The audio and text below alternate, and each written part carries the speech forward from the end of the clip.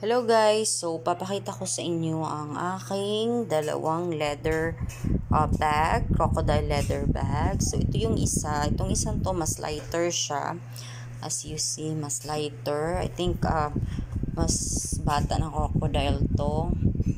Ayan. Ayan yung front. Tapos, yung back is here. Ito yung back niya. Ayan. Ayan siya, oh. Talagang, feel mo yung, yan, yung, ng crocodile.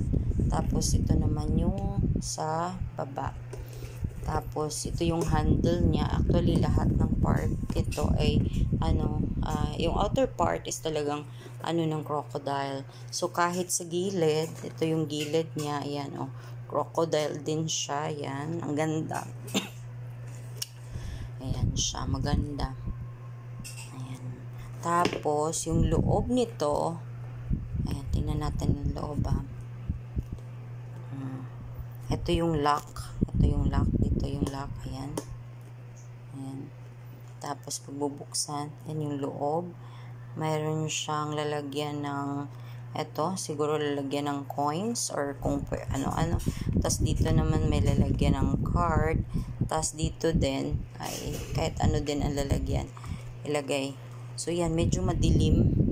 Medyo madilim ang pagka-video kasi nga hindi man hindi sufficient yung light sa loob. Pasensya na yung father ko yung nag-ano kasi pinapakain. Siya yung narinig yung parang umubo. Pinapakain siya ng mother ko. So, ito yung isa sa crocodile bag ko. Ayan.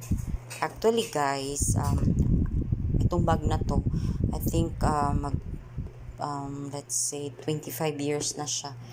25 years. Tapos, hindi pa talaga yan bago nung binili namin, ha. Kasi sa yan, yung thrift store. Parang ukay-ukay, ganun. So, ito yung other bag. Mas luma siya tingnan. Pero okay naman siya. Mas darker lang.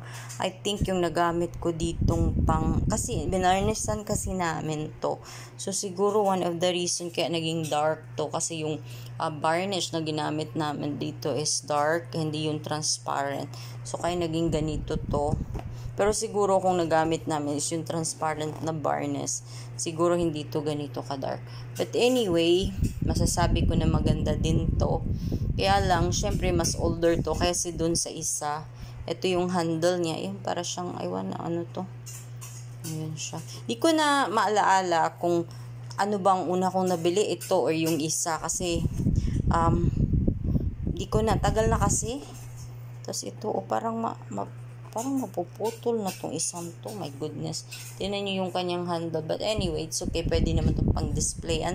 So, ito yung likod yata to. So, ito naman yung niya, yung sa kanyang ayun sa baba. So, tingnan na naman natin ang gilid. So, ito yung gilid. Ayan. Ayan siya. So, doon naman tayo sa kabilang gilid. Ayan siya. So, buksan natin. Actually, yung nito, yung kanyang loob, at saka yung loob ng isa is the same lang, yung style. So, buksan natin. Pero itong ang isa is older. Okay lang. Pwede naman itong pang display. Actually, hindi ko naman talaga itong ginagamit, itong dalawang bag. Kasi nga, sayang ba, hindi naman talaga common na mayroong crocodile leather na bag. So, ayun, lagi lang ito nakatago. Paano ba ito buksan? Baka nagkamali. Ayun, yun. Yung pala ganun yun pag binubuksan. So, tingnan natin ang loob. Ito yung loob. Still the same lang siya dun sa kabila. Ayun. Ayan. Yan, oh. Yan. Tapos, mayroon din siyang lalagyan ng coins. Same lang talaga. Ayun siya. Pasensya na at medyo malabo. Ayun lang. So, maganda siya. Maganda siya gamitin. Pero hindi ko talaga to ginagamit kasi nga nasasayangan ako. More on display kasi nakalagay to dun sa pakita ko sa inyo kung saan to nakalagay, ha. Nakalagay to dito sa may divider namin. So, ayan, nakalagay siya dyan nakalagay, dyan yun nakalagay. Ayan, protected naman siya ng glass. So, doon nakalagay itong dala kong bag na to. So, ito at saka ito. So, ano ko sa inyo yung story ng bag na to. Actually, nung pumunta ako dun sa bansa na pinagtatrabahuan before ng ex-husband ko. So, ito yung binili namin to dun. Kasi mayroon dong thrift store or ano bang tawag dun? Army store or yung mga yung parang ukay-ukay sa atin ba, tas yung hindi na nila ginagamit, so doon nila binibenta.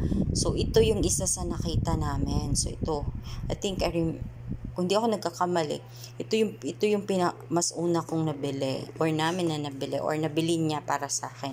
Let's say like das kasi siya naman yung nagbayad nito at hindi naman yung pera ko, no? So let's say binili nung ex ko. So yan, ano ba yun? Pato? Hindi ko na masarado. Ayaw na magkasama ng bag. So, ayun, ito nga yung una ko nabili. So, hindi ko din to yata ginamit kasi, or maybe, sabihin na natin twice, ganun lang. Kasi nga, nasasayangan ako. Look naman guys, yung detail niya, ipopokus ko ha. Tingnan nyo naman, ang ganda. Ayan yung yun ang crocodile yan. Yan. At saka alam nyo, hindi to mahal yung pagkabili. Kasi nga, thrift store or ayun or yung let's say yung sa ukayan na yung mga used na mga things na hindi na ginagamit ng mga tao, so dun nga nilalagay. So mura na siya pagkabili. So tingnan nyo naman yung details niya, ang ganda, and imagine it long last na kasi nabili ko to wala pa akong anak, and my son is now 22 years old, magto 23 na siya next year, and almost na, 'di ba, almost 2025 na. So more than let's say 25 years na ito. Ayun tingnan niyo yung front niya, 'di ba? Dito yung 'di ba, dito na yun malapit na sa ulo, 'di ba yan? Ang ganda-ganda. Ayan ito yung isa sa bag na hindi man to, wala man tong brand na bag, hindi to yung mga kasama sa mga branded na bag. But the uniqueness kasi, hindi tayo lagi nakakakita ng bag na maybe in some country it's common na mayroong mga ganun yung crocodile bag, but here in the Philippines parang hindi man masyadong common, no?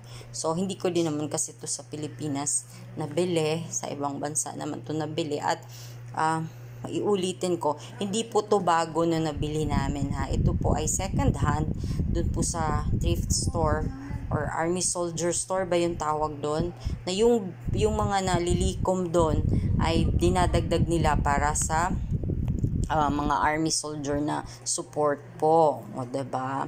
So ito na yun, ito yung isa, ang ganda. So ipo-focus ko na naman yung tumba yung isang bag. So ito yung front ha, tingnan nyo, ang ganda, no? Talagang balat talaga to ng crocodile. Ayan, tas ang tibay niya guys, kasi imagine niyo 25 years. Anyway, hindi ko nga to ginagamit. So one of the reason also kaya hindi to nasisira is hindi nga ginagamit, kasi nga nasasayangan ako. Ayan siya, tingnan niyo, focus ko. Oops, medyo nagbi-blurred. Nag-auto-focus pa ang Anyway, ayan siya, ayan na, nag-focus na.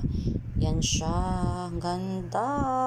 Lalo na in person, ang ganda nito guys. Medyo dark siya sa video, but in person mas maganda pa to. So ito yun So I'm not sure kung dadalhin ko ba to pagpunta ko sa husband ko, because I'm planning to bring this, pero nasasayangan man ako. Maybe not na lang, pan-display na lang talaga, kasi sayang talaga siya, baka masira, no? Baka masira or mawala. So I'm not sure kung dadalhin ko ba yan. I think I'm just put it back there sa divider for safety. So ito talaga yung isa, uulitin ko, ipo-focus ko lang ha, kasi kanina medyo hindi siya focus, no? Ipo-focus ko pero talagang makita nyo, kasi yung isa na focus yun Ayan siya, tingnan nyo gaano kakintab. Ay, makintab siya kasi nga binarnisan nga namin to. Ayun Ayan. Tapos parang masisira na dito yung kanyang handle. Ayan medyo, pero still naman siya, matibay. So yan tingnan nyo. Kamali yata kami pag nito varnish. Dark yata yung nagamit namin. So naging dark siya. But anyway, wala na tayong magawa kasi nga anuhan na yan, na varnish na siya. Or maybe I choose darker kasi maluma na nga to. So yan, oh. Tintab siya, no. Tapos yan. So ang ganda. May nakita ako dun na ganito sa airport ng isang country. Madami naka-display na iba't ibang klaseng leather. Crocodile na na bag, ha.